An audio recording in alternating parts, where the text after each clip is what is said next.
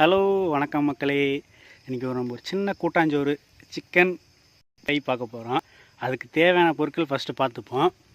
அதுக்கு தேவையான மெயினான ஐட்டம் வந்து சிக்கன், நாட்டுக்கோழி சிக்கன், ஓகேங்களா. அதுக்கப்புறம் பார்த்திங்கன்னா அதுக்கு தேவையான பொருட்கள் என்னோடய நண்பர்கள் வந்து நறுக்கி வச்சுருக்காங்க. வெங்காயம், தக்காளி, பச்சை மிளகா. அந்த பூண்டை வந்து இஞ்சி பூண்டு எப்படி இருக்குன்னா இடித்து வச்சுருக்காங்க, பார்த்துக்குங்க. இடித்து வச்சுருக்கோமா? ஓகே. அப்புறம் வாசனையாக கருவேப்பிலை.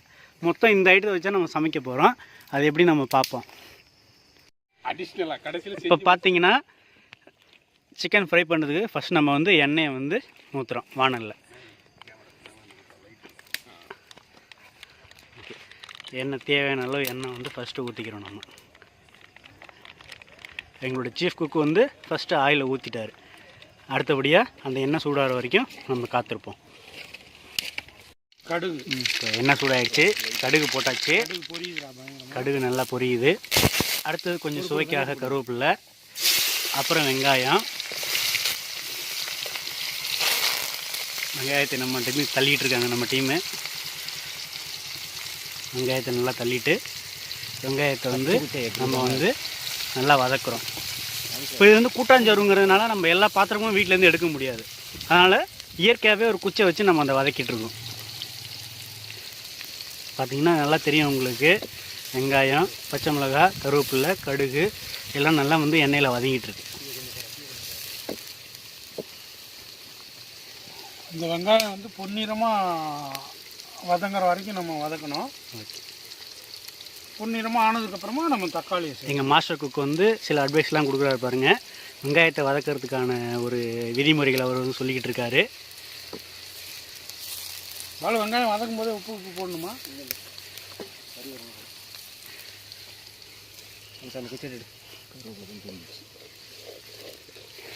பரவாயில்ல. அடுப்பு லைட்டாக தீ போட்டு தக்காளி இப்போ தக்காளி பில்லை.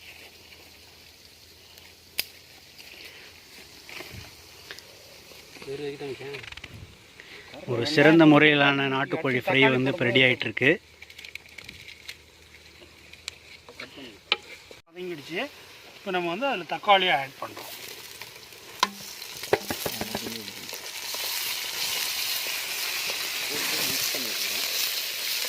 இப்போ வந்து நம்ம தக்காளி வந்து போட்டாச்சு. வெங்காயம் வந்து நல்லா பொன்னிறமாக வதங்கினதுனால எங்கள் மாஸ்டர் செஃப் வந்து தக்காளியை போட்டுட்டாரு. தக்காளி நல்லா நம்ம வதக்கிட்டு இருக்கோம். இஞ்சி பூண்டு பேஸ்ட் ரெடியாக இருக்குது. கரண்டி வர வரைக்கும் நாங்கள் நண்பர்களே, பார்த்திங்கன்னா நாங்கள் இது வரைக்கும் இயற்கை முறையில் ஒரு கரண்டி ரெடி பண்ணி வதக்கிட்டு இருந்தோம். இப்போ செயற்கையாக வந்து எங்களுக்கு எவர் சில்வரில் வந்து ஒரு கரண்டி கிடச்சிருச்சு. அதாவது எங்கள் நண்பர் மூலிமா அது வந்து ரெடி பண்ணிட்டோம் நாங்கள். இப்போ நாங்கள் வந்து வதக்கிட்டு இருக்கோம் பாருங்கள். இது வந்து ஓனர் வந்து முழு வீச்சில் செயல்பட்டு அதை முடிச்சு விட்ருக்காரு. அடுத்தது வந்து வெங்காயம் தக்காளி நல்லா வதக்கிட்டோம். வெங்காயம் தக்காளி நல்லா வதங்கிடுச்சு. மாஸ்டர் செஃப் வந்து இப்போ பார்த்துக்கிட்டு இருக்காரு. லைட்டாக உப்பு போட்டால் கொஞ்சம் வெங்காயம் தக்காளி நல்லா வதங்கிட்டு போட்டுட்ருக்காரு.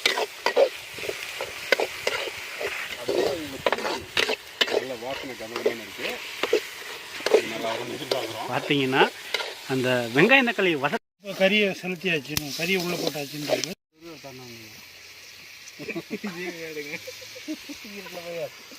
நல்லா பாருங்கள், முட்டையும் ஈரல் இங்கே இருக்குது.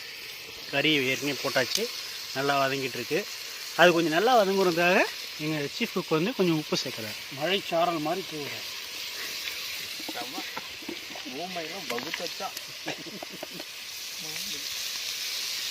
அப்புறம் கொஞ்சம் காரத்துக்காக வீட்டில் அரைச்ச மிளகாய் பொடி, மிளகாய், மல்லித்தூள், மிளகுத்தூள், மஞ்சத்தூள்லாம் சேர்த்து வந்து மசாலா பொடி.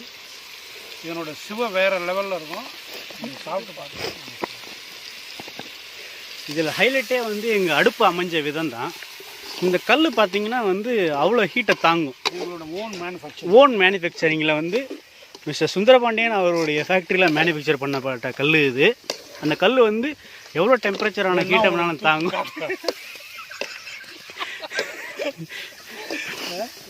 அந்த கல்லை அசம்பிள் பண்ணுறதுக்கு நாங்கள் கிட்டத்தட்ட ஒரு கிரேன் வைக்கலான்னு பிளான் பண்ணோம். ஆனால் அது தேவையில்லை, மேனுஃபேக்சர் பண்ண நானே அதை தூக்கி காட்டுறேன் அப்படின்னு சொல்லிட்டு மக்களுக்கு ப்ரூவ் பண்ணியிருக்காரு. அவ்வளோ எக்யூப்மெண்ட்ஸ்லாம் தேவையில்ல, உங்கள் 2 கைகளே போதும்னு சொல்லி அதை ப்ரூவ் பண்ணியிருக்காரு. இப்போ பார்த்தீங்கன்னா வீட்டிலே அரைச்ச மிளகாய் பொடி, சிக்கன் மசாலா எல்லாத்தையும் சேர்த்து போட்டு நல்லா வதக்கிட்டு இருக்காங்க. நல்லா வதங்கிட்டு இருக்கு. அடுத்து இப்போ கொஞ்சம் சிக்கன் மசாலா வீட்டிலே சரி பண்ண சிக்கன் மசாலா கொஞ்சம் போட்டுட்ருக்காரு. ஆச்சி சிக்கன் மசாலா சரி எவிடன்ஸ் இல்லை அவன் வீடியோவில் வந்து கொஞ்சம் தீ அதிகமாக இருக்கிறதுனால எங்களுடைய நண்பர்கள் வந்து தீயை கொஞ்சம் குறைச்சிக்கிட்டு இருக்காங்க. எப்பவுமே மிதமான தீயில் வந்து அந்த கறி வந்து நல்லா வதங்கினாதான் ஒரு நல்ல ஸ்மெல்லை, ரா ஸ்மெல்லை வந்து போக்கிட்டு நல்ல ஸ்மெல்லை கொடுக்கும். இப்போ வந்து ஸ்மெல் பார்த்தீங்கன்னா அருமையாக இருக்குது, அருமையாக இருக்குது. வாட்டர் ஃப்ளேவர் என்ன பார்க்குறாங்க, என்ன இருக்குது சப்ஸ்கிரைபரை கூட்டுறாராம். நல்லா பாருங்கள், எங்கள் மாஸ்டர் வதக்கிற விதமே விதம் தான். தண்ணி கறியெலாம் பாருங்கள் அப்படியே ஒரு மாதிரி ஒட்டிக்கிட்டு இல்லாமல் தனித்தனியாக அப்படியே பிரிஞ்சு வந்துக்கிட்டு இருக்கு.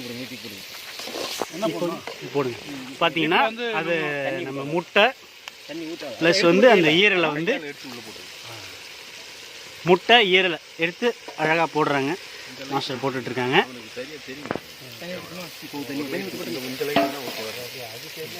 இப்போ பாருங்கள் கொஞ்சம் தேவையான தண்ணி மட்டும் நம்ம சேர்க்குறோம்.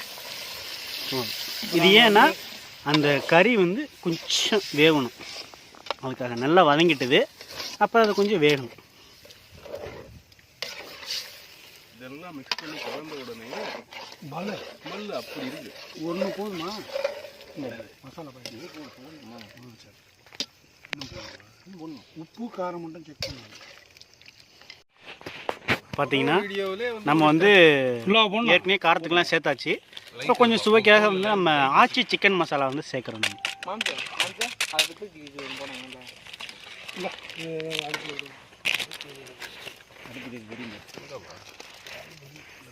இப்போ பார்த்தீங்கன்னா நம்ம வந்து ஏற்கனவே காரத்துக்கு தேவையான மிளகாத்தூள்லாம் போட்டாச்சு. கொஞ்சம் டேஸ்ட்டுக்காக நம்ம ஆச்சி சிக்கன் மசாலா வந்து சேர்க்குறோம். உப்பு சேர்த்துப்போம். பார்த்தீங்கன்னா அருமையான ஒரு நாட்டுக்கோழி கிரேவி ரெடி ஆகிட்டுருக்கு. எது எது தேவையோ அது எது அந்தந்த டயத்தில் போட்டு பக்குவமாக ரெடி பண்ணி கொதிக்க வேண்டியது மட்டுமே மிச்சம் இருக்குன்னா கொதிச்சிட்டுனா சாப்பாட்டுக்கு ரெடி ஆயிரும். அதுக்கப்புறம் இவர் தான் அப்பு, இவரை விட்டு 4 பரோட்டா வாங்கிட்டு வர சொல்லுவோம். இதை பாருங்க, இதுதான் மிஸ்டர் அப்பு. அப்பு கொஞ்சம் லைட்டிங்க்கு வாங்க, கொஞ்சம் வாங்க. லைட்டிங்க்கு வந்துட்டாரு. பாருங்க நல்லா கொதிக்குது. இப்போ வந்து இந்த நாட்டுக்கோழி கிரேவி எப்படி செய்யணுங்கிறத நீங்கள் பார்த்துட்டீங்க. உங்களுக்காக உங்கள் அன்புடன் கேமராமேன் குணசீலன் மற்றும் சேனல் ஓனர் மிஸ்டர் சுந்தரபாண்டியன் வந்து எல்லாருக்கும் டேஸ்ட் எப்படி இருக்குன்னு செக் பண்ண சொல்கிறாரு. அதுதான் மிஸ்டர் சுந்தரபாண்டியன். எங்களுடைய சீஃப் குக் ஏன்னா இது சுண்டி பாலமுருகன் அவர்கள். தண்ணி சுண்டி வந்து அவர் தான். இப்போ அதை கணக்கு பண்ணி போட்டோம்னா அதிகமாக. அப்புறம் பார்த்தீங்கன்னா இந்த குழம்பு செய்யறதுக்கு எங்களுக்கு எல்லா விதத்துலேயும் உதவியாக இருந்தது மிஸ்டர் டாக்டர் அழகுராஜன் அவர்கள்.